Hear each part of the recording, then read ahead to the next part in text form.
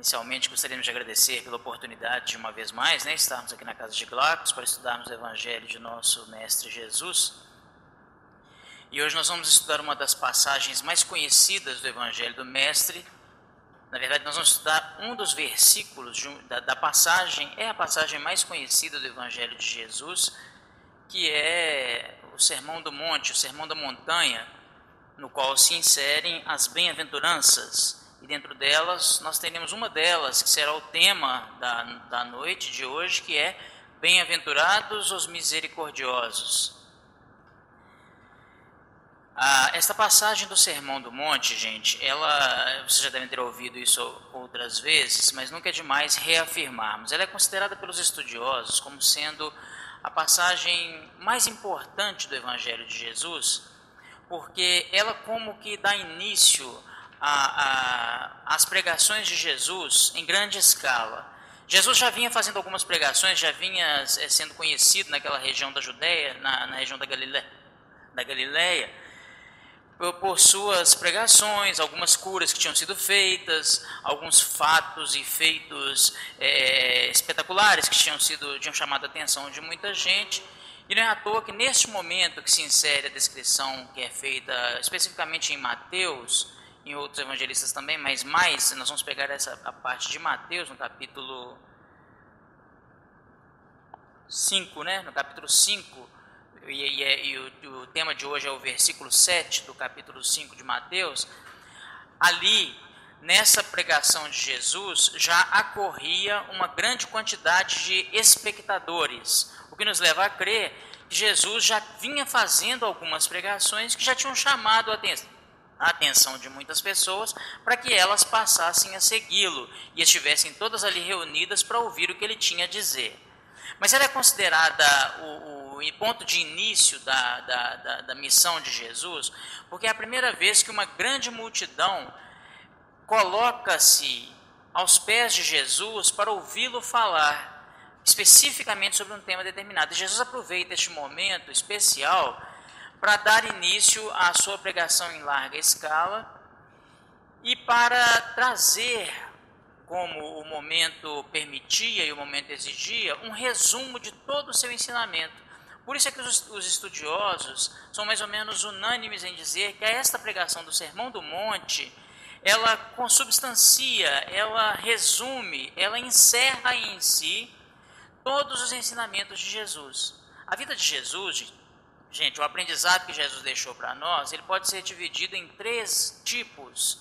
Nós vamos encontrar nos evangelhos ali três tipos de situações, que seriam os fatos ou os feitos, as curas de Jesus, seriam os sermões, e seriam as parábolas. Então, na primeira categoria, nós teríamos ali os feitos, os chamados milagres, e as curas estariam inseridas neste meio termo, neste momento aqui, nessa categoria. Um segundo momento seriam os grandes sermões que Jesus profere, e o terceiro momento seriam parábolas esporádicas que Jesus conta dependendo da circunstância, e ele aproveita da circunstância que se apresentava ali para deixar o ensinamento. O Sermão do Monte faz parte dessa segunda categoria. Ali Jesus não irá operar nenhum milagre, Jesus não irá curar ninguém, mas neste momento ele irá trazer para nós um resumo de todo o seu ensinamento, ao ponto de estudiosos dizerem que se todos os ensinamentos de Jesus tivessem se perdido, tivessem sido queimados, tivessem desaparecido, mas se mantivesse o Sermão do Monte, nada teria sido perdido, porque ali está o resumo de tudo. É ali no Sermão do Monte que se inserem a maior parte das passagens que vocês lembram de cabeça. Em muitas passagens que vocês vão se lembrar aí do Evangelho de Jesus, quando a gente vai pesquisar, a gente vê que foi nesse dia, nesta ocasião, que ele acabou ensinando. É nesse momento que ele vai falar, por isso que muita gente confunde o Sermão da Montanha como sendo o Sermão das Bem-aventuranças. Não é assim. As Bem-aventuranças são uma parte do Sermão do Monte. O Sermão do Monte ele começa com as bem-aventuranças, mas ele segue adiante com muitos outros ensinamentos. Jesus irá falar de todos os aspectos que tangenciam a nossa vida de relação, todos os aspectos que concernem a nossa vida espiritual. Ali ele irá falar de tanto dos aspectos espirituais superiores, quanto dos aspectos cotidianos, aspectos da nossa vida em sociedade, como nós devemos nos comportar. É neste dia, por exemplo, que Jesus nos ensina a orar. Sabiam que é neste momento que Jesus nos ensina o Pai Nosso? E o Pai Nosso, se vocês prestarem atenção, ele sozinho é todo o nosso roteiro evolutivo. Na doutrina dos espíritos nós aprendemos que o espírito ele vai migrar e os mundos, na verdade, irão evoluir através de diversas categorias espirituais. Nós teremos lá na base os mundos primitivos, onde o mal prevalece sobre o bem. Há muitos planetas no universo que ainda estão nesse estágio evolutivo. Depois desse estágio virá o estágio de mundos de provas e expiações, estágio este que o nosso planeta está deixando para trás. Depois do mundo de provas e expiações, chegamos ao terceiro nível, a terceira categoria, que são os mundos de regeneração, onde nós estamos. Depois dos mundos de regeneração, sim, nós estamos no mundo de regeneração. Porque se nós não pararmos de falar que estamos no mundo de provas e expiações, nós nunca passaremos para a regeneração. Nós estamos no mundo de regeneração, estamos sim na transição de um para o outro, mas estamos abandonando provas e expiações e já estamos tomando posse de um mundo de regeneração. O planeta Terra já está entrando, e eu gosto de dizer que nós já estamos nessa terceira categoria, que é caracterizada pela tomada de consciência de uma palavrinha importantíssima que caracteriza este momento de regeneração, que é responsabilidade. A responsabilidade é que caracteriza o mundo de regeneração. É a hora que a gente para de dar desculpinha, né? É a hora que a gente para de colocar a culpa no outro. É a hora que a gente compreende que a minha evolução depende de mim, a minha felicidade depende de mim, a busca é minha. Eu não posso mais ficar colocando a culpa nos outros. Eu é que me trouxe até aqui, com as minhas perninhas, com as minhas decisões, certas ou erradas, mas também tem um outro lado. Eu é que me trouxe, então também eu não tenho que ficar pedindo muita desculpa a ninguém por isso não. Eu me trouxe até aqui e encaro as consequências disso. Eu ia falar que sofro as consequências disso, mas essa palavra sofro é outra palavrinha também que está na hora da gente começar a abandonar. Eu encaro as consequências da lei de ação e reação. Mas aí a gente tem o mundo de regeneração. E depois do mundo de regeneração virá a categoria dos mundos felizes, em que os espíritos buscam a realização do bem e a busca da perfeição. E finalmente teremos a categoria dos mundos celestiais ou divinos, onde são as moradas dos espíritos puros e perfeitos. Então essa descrição didática que a doutrina dos espíritos nos traz, nós vamos encontrá-la no Pai Nosso. Ali, no Sermão do Monte, Jesus vai nos dar todo o ensinamento para que nós saiamos da situação de ignorância e cheguemos à situação do anjo. Saiamos da situação da ignorância completa, do mundo primitivo, e cheguemos à situação da angelitude, do espírito puro e perfeito. Ali está todo o roteiro evolutivo. E como se ele quisesse resumir mais ainda, ele deixa para nós a oração do Pai Nosso, que é o resumo do resumo. Se nós olharmos a oração do Pai Nosso de trás para frente, ela é exatamente isso. Prestem atenção nela depois. Pai nosso que estais no céu, santificado seja o teu nome. Onde que o nome de Deus é santificado em plenitude? Nos mundos celestiais ou divinos. E aí, se vocês forem descendo, vocês vão ver que corresponde às diversas categorias dos mundos. Mas não estamos aqui para falar sobre o Pai Nosso, e estamos aqui para falar sobre a bem-aventurança dos misericordiosos. E aí nós vamos ver então que bem-aventurados os misericordiosos. Sempre me chamou muita atenção, gente, quando Jesus fala aquelas bem-aventuranças, e só para que a gente se situe, ele fala o seguinte: bem-aventurados os pobres de espírito, porque deles é o reino dos céus. Bem-aventurados os mansos, porque herdarão a terra. Bem-aventurados os que têm fome e sede de justiça, pois serão saciados. Bem-aventurados os misericordiosos, porque terão misericórdia. Bem-aventurados os puros de coração, porque verão a Deus. Bem-aventurados sois todos vós, quando vos perseguirem em meu nome e em nome da justiça, porque grande é o vosso galardão no reino dos céus. E assim ele vai prosseguir. No Sermão do Monte ele vai falar sobre celibato, sobre divórcio, sobre casamento, sobre tudo que se relaciona à nossa vida. Mas agora, resumindo um pouco e focando um pouco mais nas bem-aventuranças, eu estava dizendo para vocês que sempre me chamou a atenção, por que Jesus começa falando desse jeito? É uma forma muito poética de dizer, é uma forma muito poética de começar uma pregação, e dizem que quem estava presente no dia presenciou algo muito especial, porque era uma manhã de um sol muito bonito, e ali estava uma multidão de aproximadamente 5.000 pessoas reunidas voluntariamente para ouvir Jesus. Todas elas, muitas já tinham ouvido Jesus falar, tinham se impressionado positivamente com o que ele tinha dito. Algumas tinham presenciado curas que ele tinha realizado, outras tinham ouvido falar. No final das contas, aquela multidão toda chegou e se assentou, e todos ficaram em absoluto silêncio. E naquela manhã inesquecível, o sol, a pino, um clima agradável, o lago, tudo muito bonito, tudo belo, tudo levando os corações a uma elevação espiritual. Jesus espera que todos se acomodem, e aí então a sua voz se eleva, e ele lá da frente fala pausadamente, calmamente, com a sua voz poderosa, mas sem gritar, e o último lá de trás o ouviu perfeitamente. Era como se ele falasse e quem escutasse não fossem os ouvidos, mas fosse o coração de cada uma daquelas pessoas. E aí ele começa a falar: bem-aventurados os pobres de coração, porque deles é o reino dos céus. Ali havia uma multidão composta de pescadores, pessoas humildes, escravos, né? Mas havia também pessoas de vida mais abastada. Havia senhores e senhoras de escravos ali também, havia romanos presentes. Então, é um engano de nossa parte acharmos que a Assembleia de Jesus era composta somente por pessoas desprovidas de bens materiais ou de recursos que o mundo é capaz de oferecer. Não. Havia pessoas de diversas classes, havia homens e mulheres e crianças, velhos e jovens, pessoas de todas as categorias. Jesus não vem à Terra para falar a uma categoria só. Jesus não vem à Terra para falar a um tipo de pessoas só. Ele veio à Terra, segundo ele mesmo nos diz, para os doentes. Ora, mas quem são os doentes? Ou melhor, quem somos os doentes, se não todos? Todos, na verdade, têm suas dores. Todos, na verdade, têm suas dificuldades. Como é que eu sei disso? É só olhar o mundo que a gente está.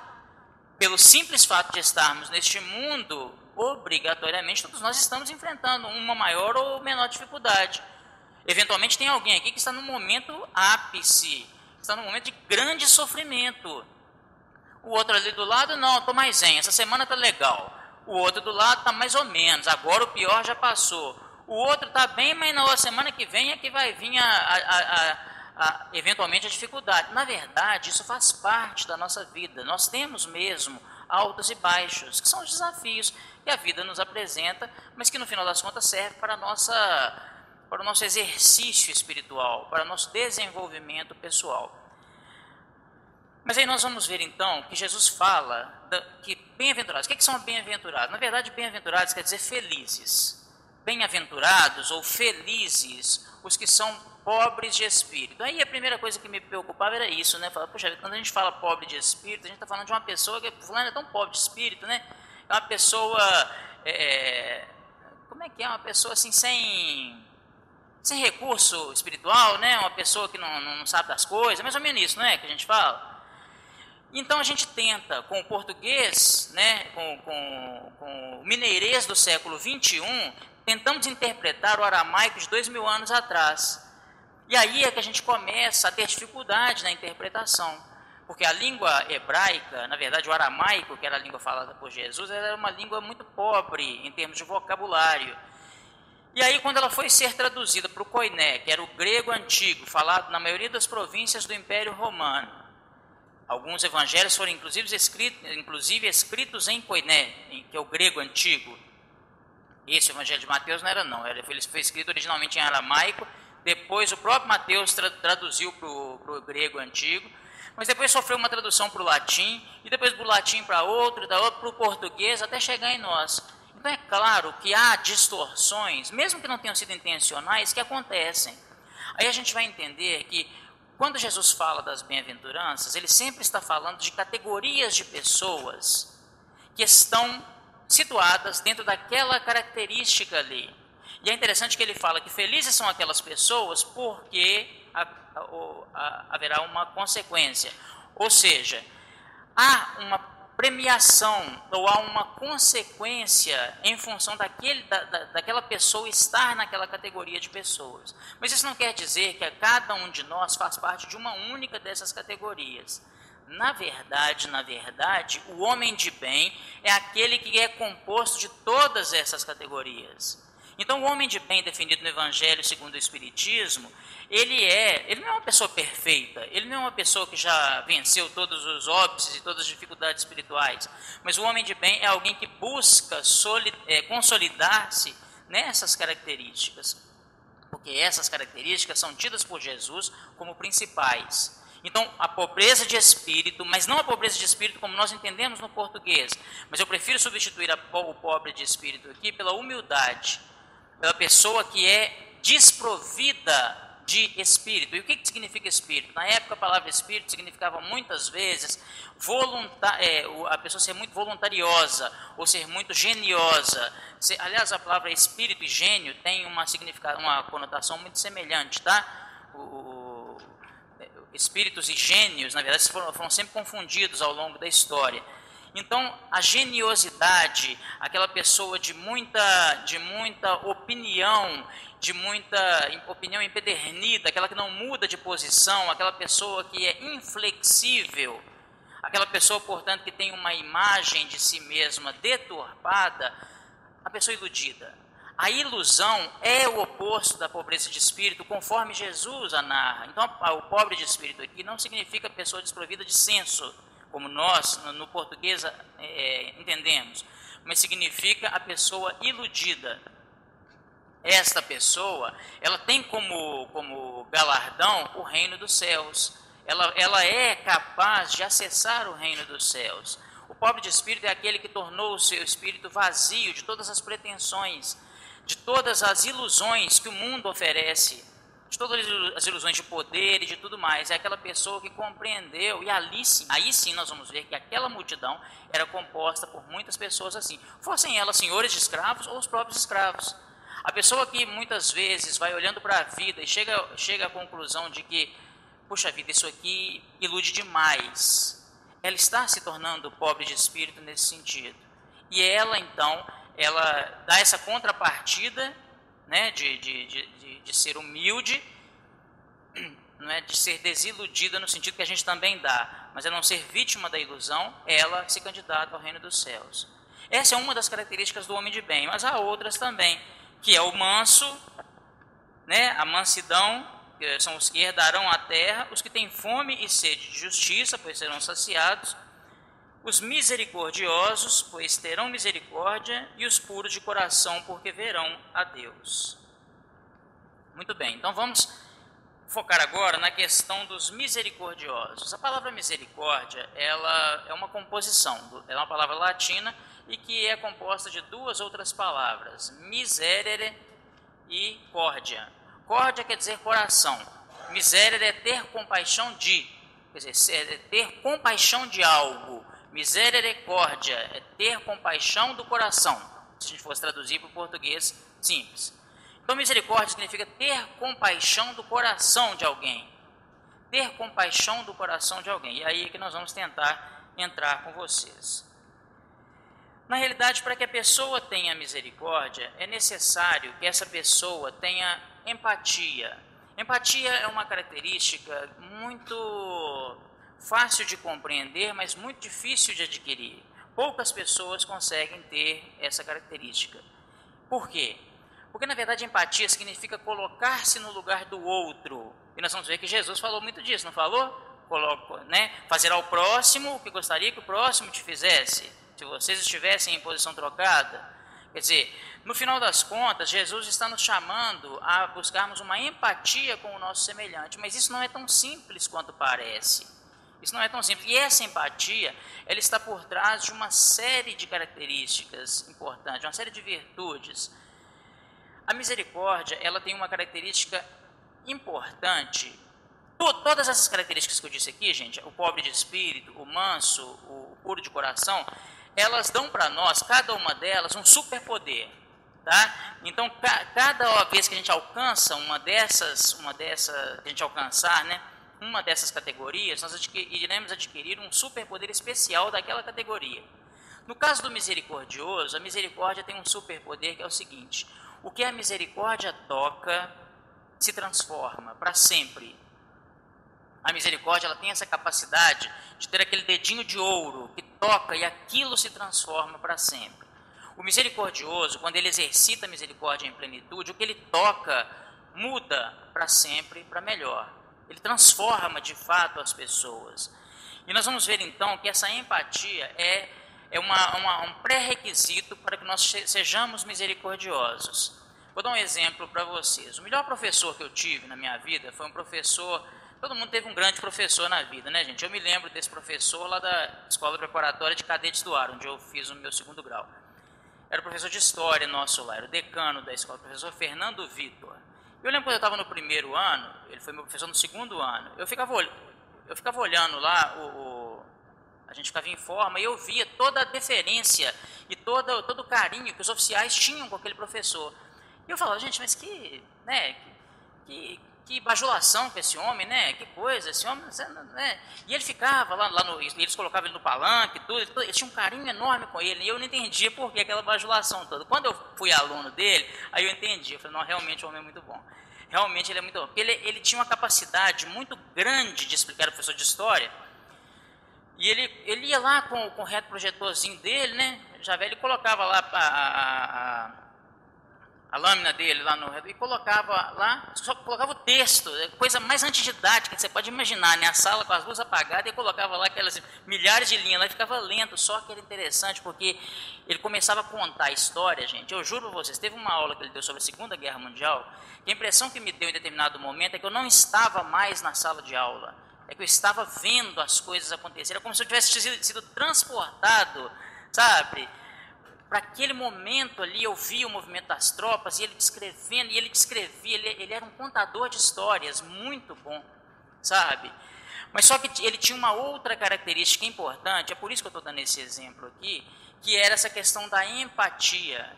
Ele, quando você tinha uma dúvida, na hora que você começava a fazer a pergunta, ele já completava a sua pergunta e ele sabia qual é que era a sua dúvida. Vocês devem se lembrar, quando a gente está na escola, tem hora que você tem uma dúvida e você não sabe nem como perguntar, né? Assim, o seu professor fala assim, não, o que você não entendeu? Aí você fala assim, não, eu não entendi. Aí você vai dar uma embolada lá, né? Você não sabe nem como começar a perguntar. Aí ele explica do jeito que ele entendeu. Aí pergunta assim, e aí, entendeu? Aí, se você tiver um pouquinho de coragem, você fala assim, não. Aí ele explica de novo. Aí, entendeu agora? Aí, geralmente, nessa segunda aí, a gente fala que entendeu e pensa, depois eu estudo sozinho, para não admitir que eu sou burro, né? Então, depois eu estudo sozinho para eu me virar, porque eu não continuei sem entender. Isso, na verdade, é uma situação que persegue muitos de nós, aliás, todos, deve ser todo mundo, né? Me perseguir, deve perseguir vocês também. Sempre teve esses pontos fracos, mas o excelente professor é aquele que consegue olhar para a carinha do aluno, ver aquele ponto de interrogação e saber aonde que é. Falar assim, onde é que está a dúvida dessa criaturinha? Né? E pegar lá no ponto. Às vezes a pessoa pergunta uma coisa, mas ela está querendo saber outra. Aliás, Jesus era desse jeito. Jesus não era um homem de sabedoria, como a gente conhece. O homem de sabedoria, aliás, Jesus era um homem de sabedoria, ele não era um homem de conhecimento. Porque o homem de conhecimento, ele te responde o que você pergunta para ele. O homem de sabedoria, não, ele te responde o que você quer verdadeiramente saber, o que você precisa saber. Querem um exemplo? Quando Nicodemos vai procurar Jesus, madrugada alta, e fala assim, mestre, sabemos que vens da parte de Deus, porque somente...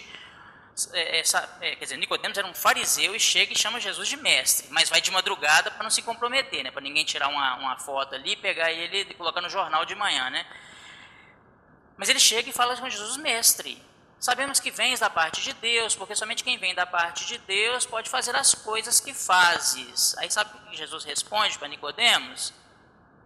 Em verdade te digo, que ninguém entrará no reino de Deus se não nascer de novo. Nicodemos não perguntou nada disso, só que era o que ele queria saber. Aí ele, tanto é que ele emenda, mas como é que pode, mestre, eu, um homem velho, voltar à barriga de minha mãe? Quer dizer, era essa a dúvida dele. Jesus vem Nicodemos de lá, Jesus já faz a leitura dele, ele fala, eu sei qual é a dificuldade, é essa, é essa, é essa. Então, isso é empatia, gente. É você ser capaz de olhar para a pessoa e enxergar, inclusive, o que nem ela mesma sabe. Às vezes nem ela mesma sabe a dificuldade que está tendo. Essa característica, ela é muito importante para quem quer ser misericordioso, ou seja, para quem quer ter o sentimento de compaixão pelo coração do outro. Porque muitas vezes a pessoa vai demonstrar para você tudo menos a verdadeira necessidade dela. Às vezes ela demonstrará de forma agressiva, quando no fundo é um pedido de socorro que ela está precisando fazer. Isso também eu aprendi quando eu participei há muitos anos atrás de uma campanha dessas de final de ano, né, de distribuir bola e boneca e carrinho debaixo dos viadutos, né, para o pessoal. E aí eu achei interessante isso. Teve essa das bolas, mas o que me chamou mais atenção foi a outra campanha, foi do cobertor, que a gente foi, e eu fiquei, e estava fazendo muito frio. Aí, no caso das bolas lá, eu vi que tinha criança que entrava 3 vezes na fila. Né? Ela entrava na fila, pegava, daqui a pouco estava ela de novo lá. Quer dizer, a espertinha vinha para enganar, né? Então, aí você vê que as pessoas fazem isso. As pessoas querem levar vantagem, querem levar alguma vantagem. Só que aí, nessa campanha do cobertor, o que eu reparei? Muitas pessoas entravam na fila de novo, e não eram crianças, não dá nem para dar desculpa que eram crianças, para pegar mais de um cobertor. Só que eu vi uma casinha que estava lá no canto, assim, que eu vi só as perninhas da pessoa deitada lá. Aí eu perguntei assim, quem mora naquela casinha ali? Aí eu sou fulano de tal. Eu falei, quem que é da família dele? Não, ninguém. Aí eu guardei aquilo como ensinamento. Falei, engraçado, nem sempre a pessoa que mais precisa é aquela que está mais gritando. Às vezes a pessoa que está mais gritando, que está falando mais alto, que é a pessoa que está mais reclamando e tal, é a que menos está necessitada. E a que está mais necessitada é uma que está em silêncio. Então, às vezes, na casa da gente, nós temos pessoas que fulano é o alicerce da nossa família, fulana é o alicerce, minha mãe é a fortaleza da nossa família, ela está precisando de um carinho, gente. Não é porque ela é a fortaleza que ela não precisa de um chamego de vez em quando, não. Mas quem é capaz de perceber se a pessoa não é aquela pessoa que vive reclamando? Não é? Tem sempre um parente que é aquele que mais precisa de todo mundo, aquele que dá mais trabalho e tudo mais, e às vezes um outro que está precisando mesmo de muita ajuda, ele está calado. A pessoa que tem misericórdia, ele sabe ler isso, ele sabe entender a necessidade real, ele sabe dar àquele que está gritando, sim, mas ele sabe também compreender aquele que... E a gente vê isso na hora que a gente apela, vocês já repararam, gente? Aquela pessoa que é sempre o esteio da família, no dia que ela dá uma apelada, aí todo mundo fica chateado com ela, né? Puxa vida, fulano nunca fez isso comigo, né? Puxa, eu fiquei magoado, não sei o que, engraçado. E o outro fica de lado ali te dando chute na canela dia e noite sem parar. No dia que ele te faz um agradinho, você fala, meu querido, não é assim? Fica todo feliz porque aquela pessoa finalmente te deu um momento de carinho. A outra que sempre te tratou bem, no dia que ela apela, ela não presta mais. Então a gente tem que tomar cuidado com essas pequenas diferenças que são características dos seres humanos. Essa questão da empatia é essa capacidade que nós temos de nos transportarmos para o outro e vermos o mundo sob a ótica do outro. Como é que será que fulano está vendo tudo isso? Como é que será que ele está encarando, ou que ela está encarando tudo isso? Aí nós vamos ver então que a empatia, ela pressupõe uma capacidade de observação, que é o que eu falei para vocês.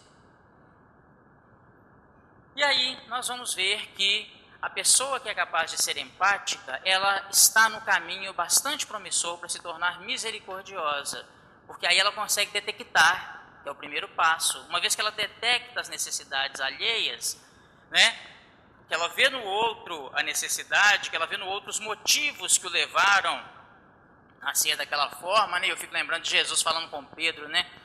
Pedro, ainda hoje compreenderás que o ser humano é muito antes frágil do que mau. Jesus via isso, sabe? Jesus via nos fariseus, via nos seus captores, em Pilatos, ele viu isso em todos. O ser humano é antes frágil do que mau. Ele não é necessariamente mau, aquilo é fragilidade, é medo. Ah, Marcelo, então quer dizer que você está passando a mão na cabeça de todas as maldades que as pessoas fazem. Não, não é isso. Nós estamos aqui para negar a realidade. As pessoas somos capazes de fazer grandes atos de heroísmo, de estoicismo, de bondade. Nós somos capazes de fazer coisas terríveis também. Mas ainda neste momento, nós estaremos simples e tão somente respondendo às condições de contorno. Ali estará atuando toda a nossa ignorância, toda a nossa pequenez, todo o nosso medo. Tudo isso que acaba nos compondo reflete naquela hora, sabe, gente? Então, essa, inclusive, é a hora de nós mostrarmos a nossa verdadeira, o estofo, né? Sabe o que é o estofo? Até a palavra estofamento, né? O estofo é aquilo que compõe, é aquilo que enche, né? Então, o elan, sabe o que é elan? Elan é o estofo dos heróis, quer dizer, é o que preenche, é aquele valor que a pessoa tem, que se mostra na hora que a luz apaga, e que todo mundo começa a gritar, e a pessoa vai em silêncio lá e liga a luz. Quer dizer, essa hora, a pessoa que liga a luz, a pessoa que tem a calma, que é capaz de fazer isso, essa pessoa demonstra uma característica muito importante. Mas essa pessoa também, ela tem que ser misericordiosa para fazer a transformação. Tá certo? Muito bem, então a gente vai ver que...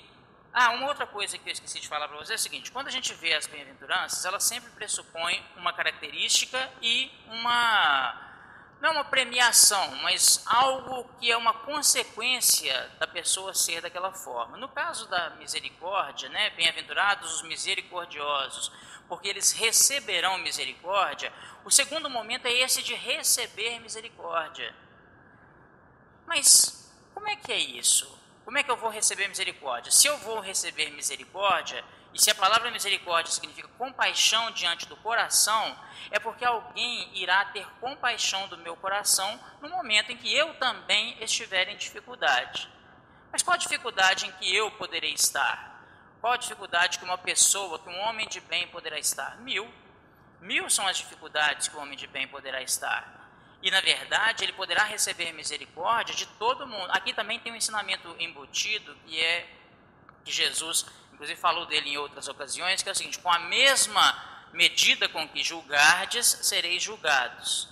A mesma medida que você julgar os outros, ela será uma medida bastante fiel de quem você é e como você deve ser julgado. Então, isso tem um aspecto psicológico muito grande, que é o aspecto da projeção. Eu não sou psicólogo, apesar de ser casado com uma, mas ainda não recebi meu diploma, né? Mas a gente acaba aprendendo alguma coisa. Então, a projeção, na verdade, é uma característica humana que Jesus, como psicólogo perfeito, conhecia muito bem.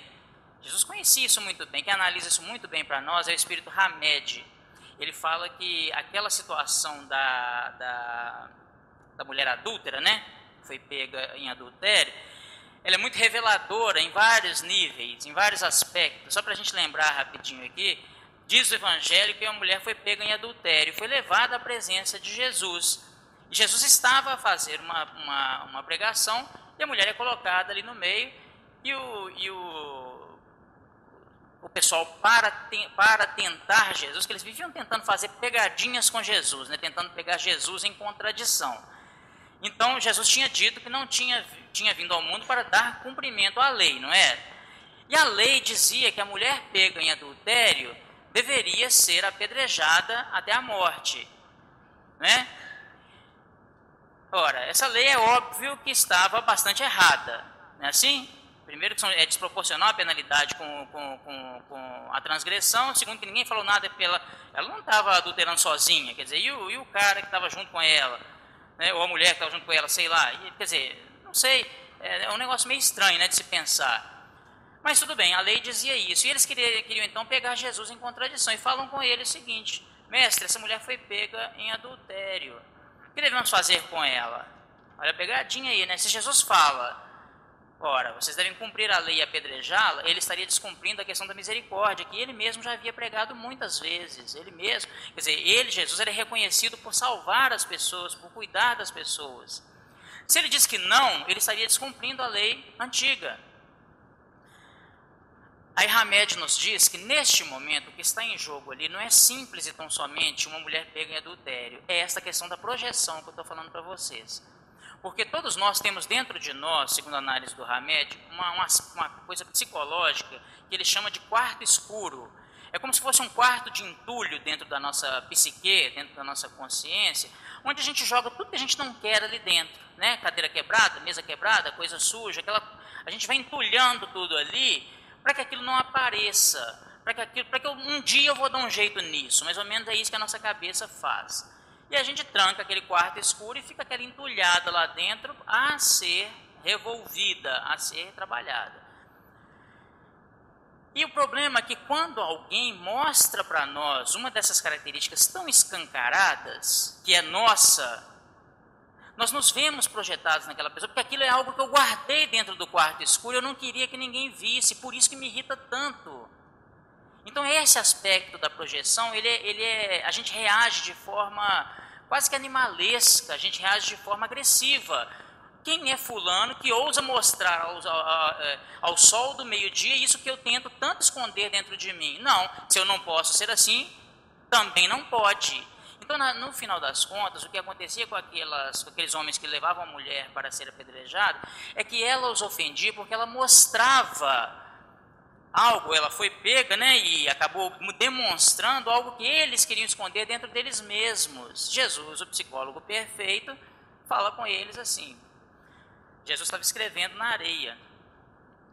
Aliás, a única vez que diz que Jesus sabia escrever, porque mostra que é narrado que ele escrevia na areia. Ele nunca deixou nada escrito em papel. E ele fala o seguinte, ora, tragam essa mulher aqui. Aí eles colocam a mulher no meio e Jesus fala assim, o que diz a lei? Aí eles falam assim, a lei diz que ela deve ser apedrejada. Aí Jesus fala assim, então que se cumpra a lei. Aí o pessoal, então ele concordou com a lei, mas que atire a primeira pedra aquele que não tiver o mesmo pecado. Somente esse é capaz de julgá-la com isenção, com justiça e com direito. É como se Jesus pegasse o quarto escuro de todo mundo, abrisse a porta e falasse, olha, vocês podem apedrejá-la assim, mas primeiro vão colocar as cadeiras tudo para fora, tá? Vocês não vão se esconder atrás dela, não. Isso é uma característica que vocês também têm. Ou seja, faltava naquelas pessoas exatamente a misericórdia, faltava neles a empatia, faltava neles compreender que os erros que ela porventura cometeu, eles também cometiam, e muita gente cometia, porque faltou a eles exatamente este sentimento. E naquele momento, a mulher, chamada mulher adúltera, muita gente acha que é Maria Madalena, né? Mas não fala, não é dito no Evangelho que seria ela, não é Maria Madalena, não, é uma mulher adúltera. Aí o pessoal, aquilo cala fundo no coração daquelas pessoas, eu falo homens, mas eu não sei também, devia ter mulher, não sei, né?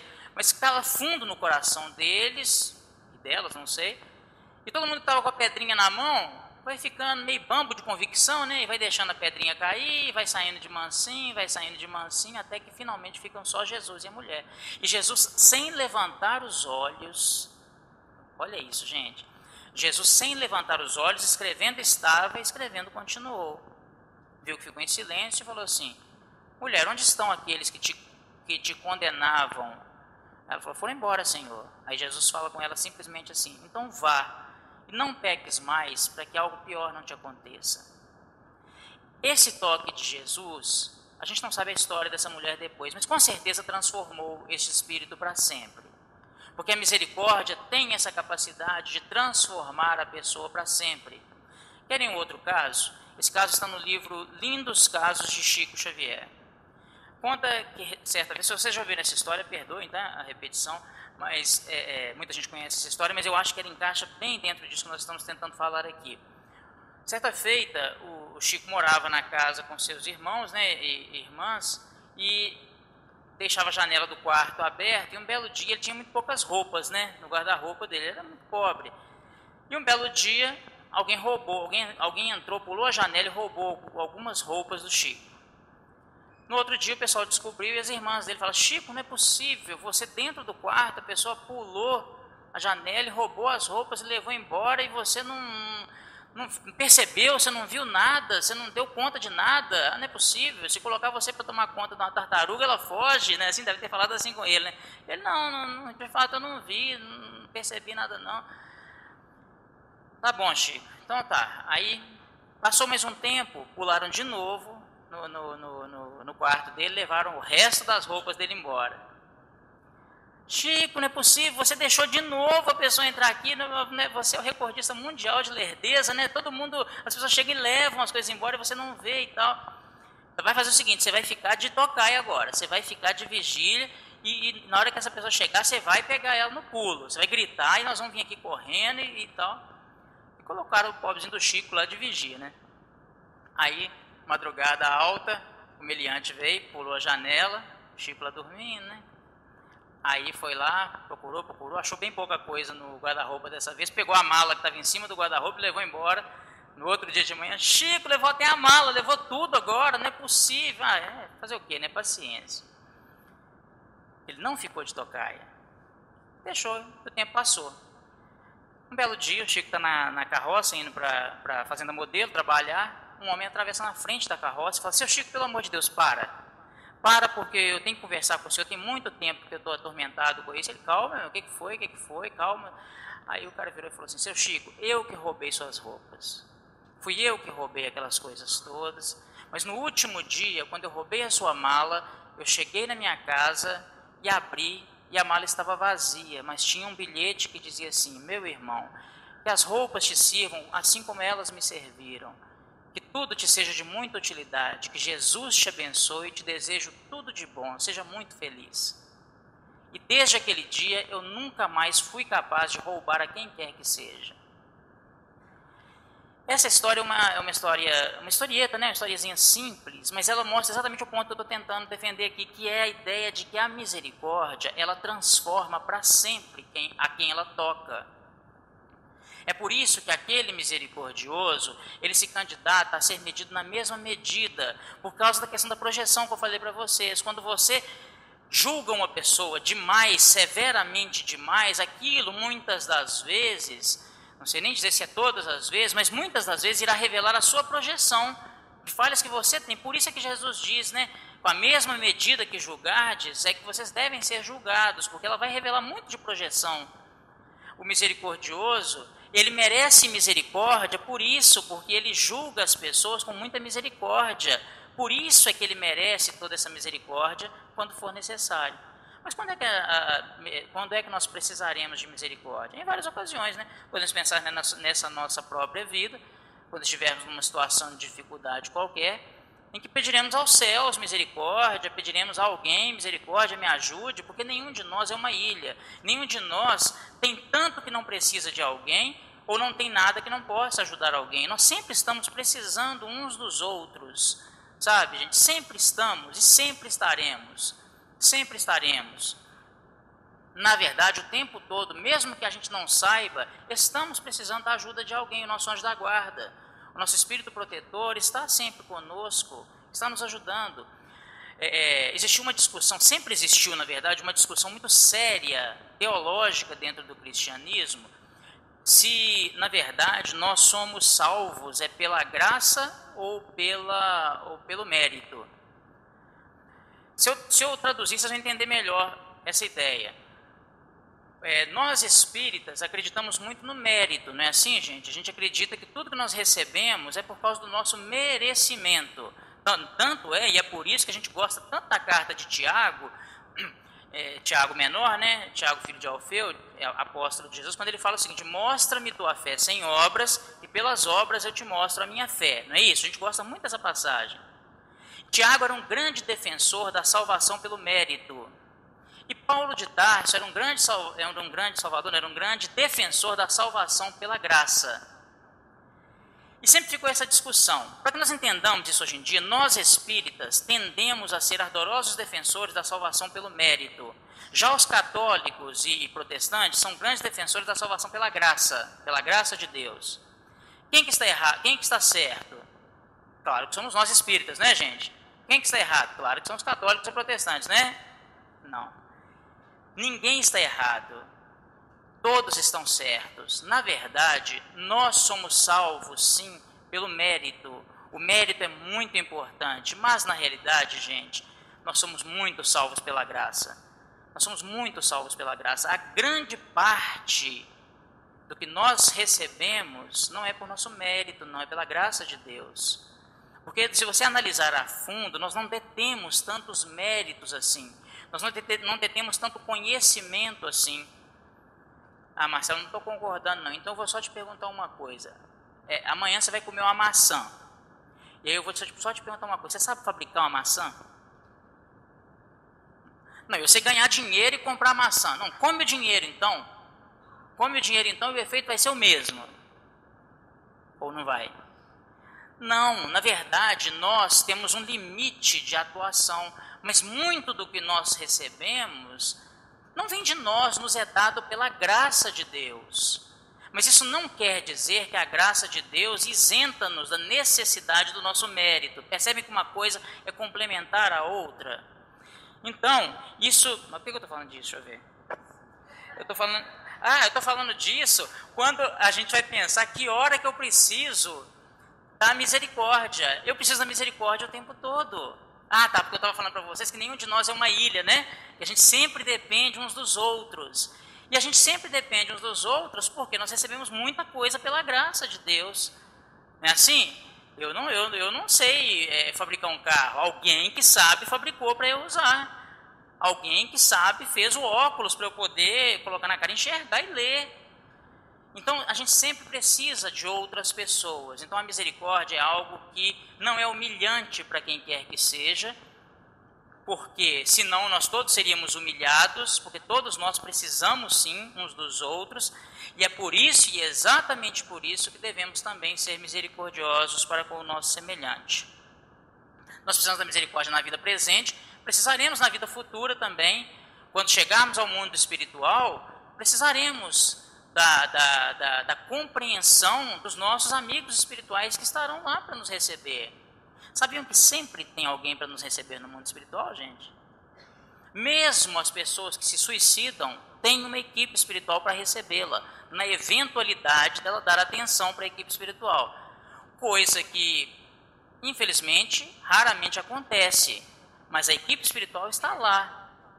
Não existe essa história de, dependendo do que a pessoa fez, né, houve um acidente, igual esse de Brumadinho, né, ali não foi acidente, mas foi um desastre, por exemplo, um desastre de carro, um avião que cai, o que quer que seja.